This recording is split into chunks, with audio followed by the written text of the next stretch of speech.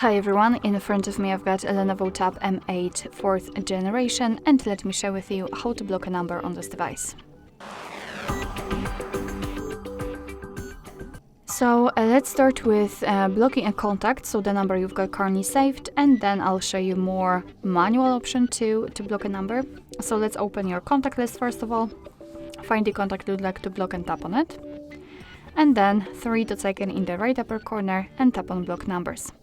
Your device will inform you that you will no longer receive any incoming calls or text messages from this number if you will block it. So let's tap on block, and as you can see we've got this characteristic icon and the information, and the number is basically blocked. Of course, if you want to, you can unblock it. Just go to the 3 dots icon and tap on unblock numbers, but let me leave it like this. We will check if it will appear on the blacklist. So now we can go back, and the second way of blocking the number I said is more manual. So you will be able to enter the number. It does not really matter whether you will be on the contacts, recents or the favorites. Just tap on the 3 dots icon in the right upper corner and tap on the settings.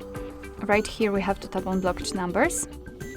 And as you can see, this is our blacklist, and that's the contacts we blocked from our contacts. So, and the previous option also works. And I said that this option is more manual because we have to tap on add a number. And as you can see, we can easily enter it. We can also paste it if we've got it copied, and then tap on done. Tap on block, and it will immediately appear on the blacklist. What is more, here we can manage the unknown option just by tapping on the switcher to turn it on and off, and basically thanks to this your device will be allowed to block the calls from all unidentified callers.